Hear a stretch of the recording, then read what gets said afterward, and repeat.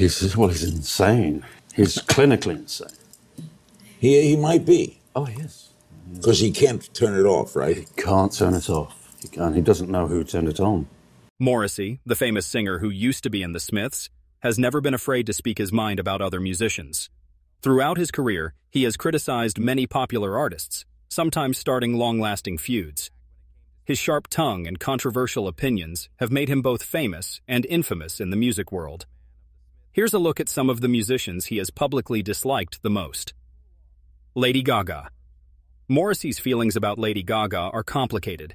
Unlike other artists he has attacked, he actually said she seems like a nice person when you meet her. However, he strongly dislikes her music and the way she performs. He thinks her elaborate stage shows with fancy costumes and lots of dancers are just meant to hide the fact that her songs aren't very good. Morrissey believes that real music should be simple and honest. He thinks Lady Gaga's theatrical performances are fake and designed to trick people. He once said her style was the opposite of what real art should be.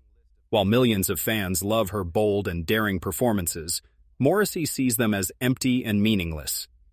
This criticism fits with Morrissey's general philosophy about music. He has always preferred songs that are emotional and real, without fancy production or flashy shows. Lady Gaga's approach, which focuses on spectacle and reinventing herself, goes against everything he believes music should be. He thinks her worldwide success proves that people are easily fooled by surface-level entertainment instead of looking for deeper meaning. What's interesting is that Morrissey seems to separate Lady Gaga, the person, from Lady Gaga, the pop star. He admits she's probably a good person, but he hates what she represents in the music industry. Some fans think this shows he might actually respect her intelligence and hard work, but just can't accept her style of music. Others believe he's protecting his own image as an outsider by rejecting the glamorous world she represents. Stevie Wonder, Diana Ross, Janet Jackson, and Whitney Houston.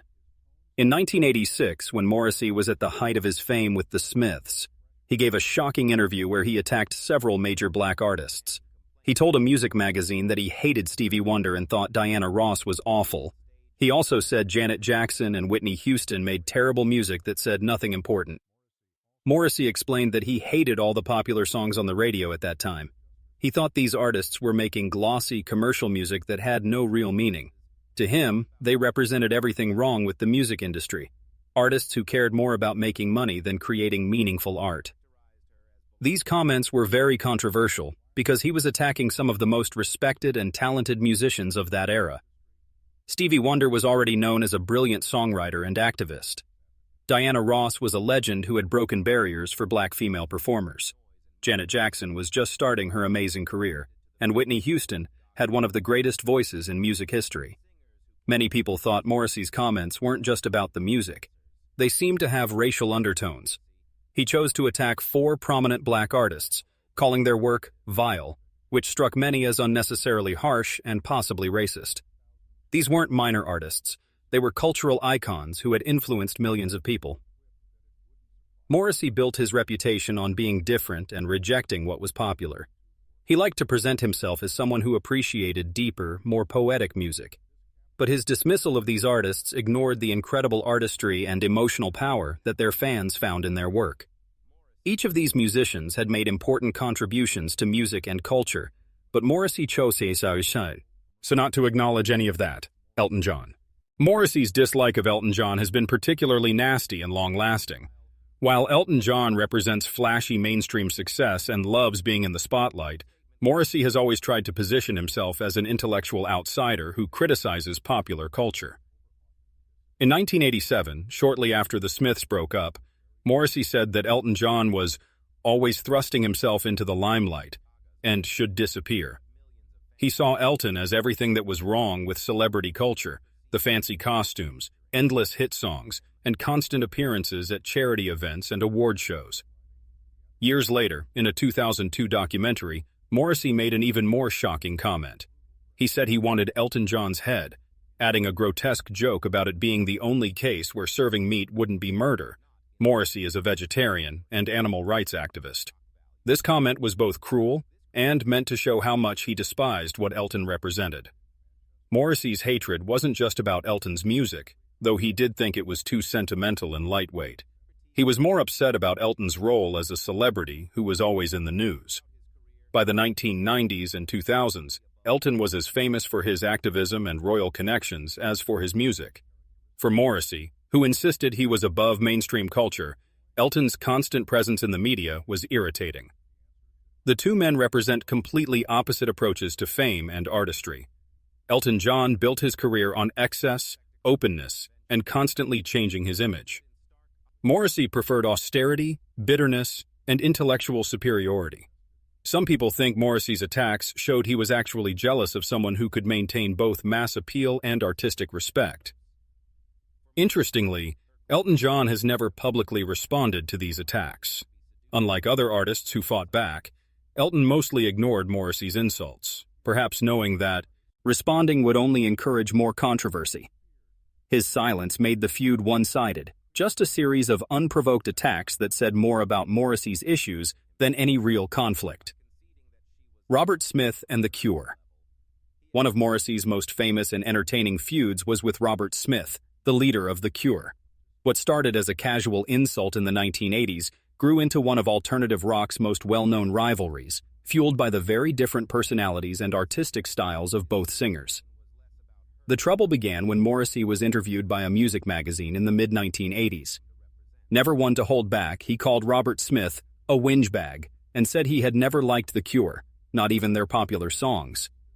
To Morrissey, who saw himself as a literary lyricist above other rock musicians, The Cure's goth-influenced melancholy was an easy target.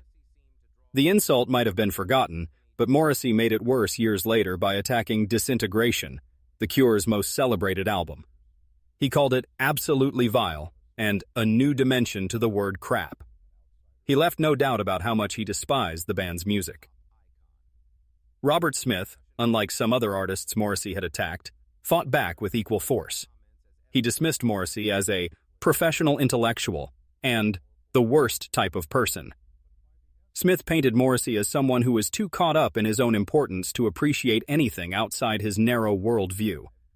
His response resonated with many people who thought Morrissey's criticisms were more about creating controversy than actual musical judgment. What made this feud particularly interesting to fans was how different the two artists were. Morrissey with the Smiths offered jangly, literary songs about alienation and desire, often filled with irony and wit. Smith and The Cure embraced lush, atmospheric music with unashamed emotionalism and theatrical exploration of both despair and joy. Both bands spoke to outsiders and misfits, but they represented very different versions of that identity. The insults continued for decades, mentioned in countless interviews and articles as one of rock music's great Cold Wars. But time eventually softened the hostility. In 2018, Morrissey publicly expressed regret, admitting he had said terrible things 35 years ago. In a rare moment of humility, he tried to make peace.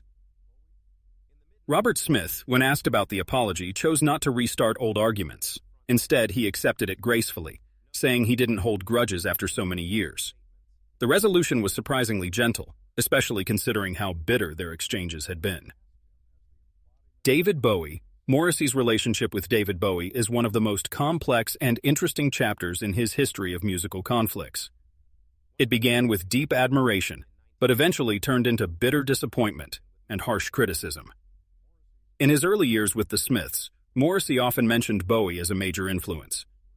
Bowie's combination of theatrical performance, poetic lyrics, and outsider identity deeply appealed to him. For young Morrissey, who was still developing his own artistic voice, Bowie represented someone who could make alienation seem glamorous and important.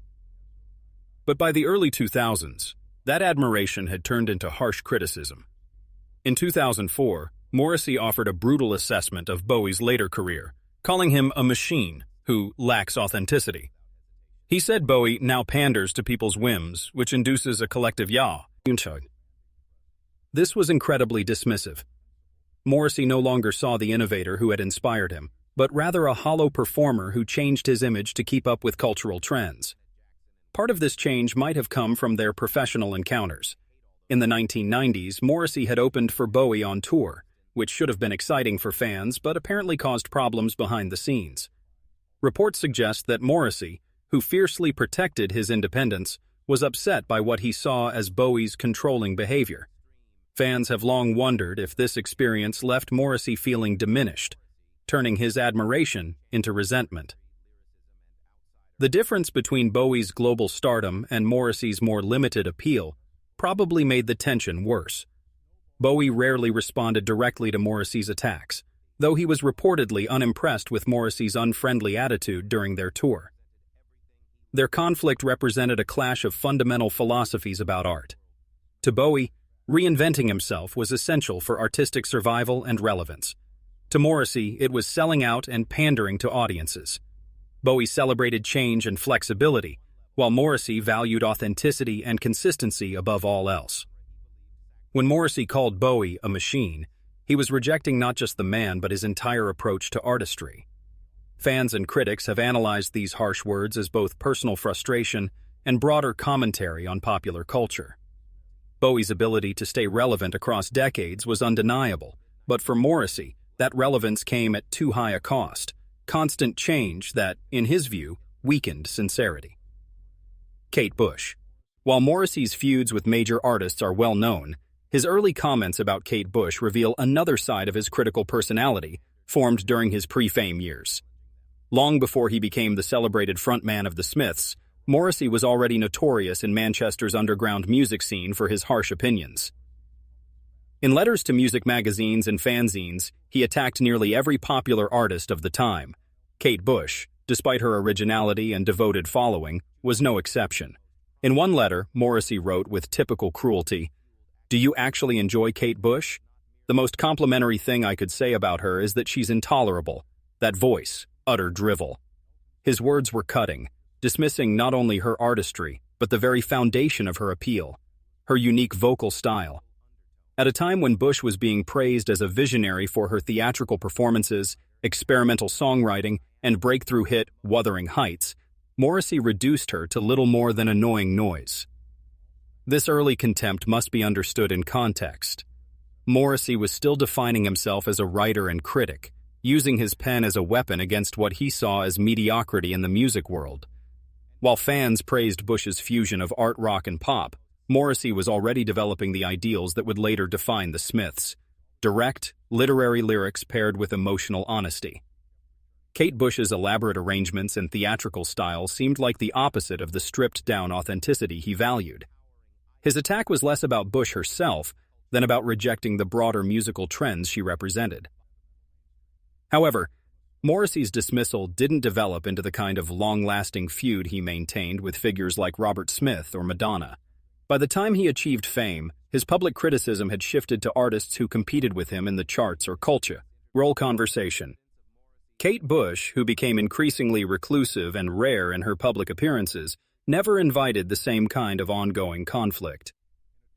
Madonna. Few pop figures have drawn Morrissey's anger quite like Madonna.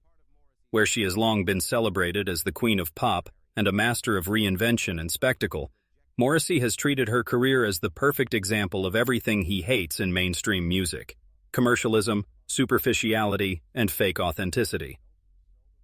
One of his most shocking attacks came during a 2008 concert when Madonna's adoption of children from Malawi had made international news. Never afraid to mix provocation with his animal rights activism, Morrissey said, "I wouldn't be surprised if Madonna made that African boy into a coat for 15 minutes and then threw it away." The comment was grotesque, meant to compare her to the fur industry he opposed while also accusing her of exploiting humanitarian causes for publicity. For Morrissey, Madonna's actions represented how celebrities turn even the most personal aspects of life into business opportunities, and he expressed this with characteristic cruelty. Years later, in 2015, Madonna gave him fresh material when she famously fell backwards during a cape mishap at the Brit Awards. While many people sympathized with the embarrassing moment, Morrissey mocked both her performance and her endless career ambition. Calling her McDana, he sneered about her frightening career and claimed her music had never said anything at all about British life. What makes Morrissey's contempt particularly interesting is that it goes beyond music. His anger at Madonna seems rooted in a clash of fundamental values. As a devoted vegetarian and outspoken animal rights supporter, Morrissey often criticized performers who wore fur or used animals in fashion. Madonna, whose image has often included luxury and provocation, became an easy target for him to present as morally corrupt. At the same time, her global commercial dominance was the complete opposite of the outsider philosophy Morrissey built his career on. She symbolized mainstream culture's triumph, while he positioned himself as its harshest critic. For fans and media alike, these attacks highlighted Morrissey's ability to alienate fellow artists. Unlike some feuds that eventually cooled down, his remarks about Madonna never came with later apologies. Madonna, wisely, has never publicly responded to his insults, perhaps recognizing that engaging would only feed Morrissey's love of controversy. Her silence has left his attacks as one-sided expressions of his own values and frustrations rather than any real conflict. Conclusion: Morrissey's long history of feuds with fellow musicians reveals as much about his own personality and values as it does about the artists he's criticized. His attacks often target what he sees as fake authenticity, commercial pandering, and mainstream success achieved at the cost of artistic integrity. Whether motivated by genuine artistic disagreement, personal jealousy, or a calculated desire for controversy, these feuds have become an integral part of Morrissey's public persona. They've helped establish him as rock music's most reliable contrarian, someone who can be counted on to reject whatever is popular and embrace the role of the intellectual outsider. While some of these conflicts have been resolved with time and maturity, others remain as bitter as ever. They serve as a reminder of how ego, artistry, and sharp tongues can create legends as lasting as the music itself, and how one artist's quest for authenticity can lead to decades of public antagonism with his peers.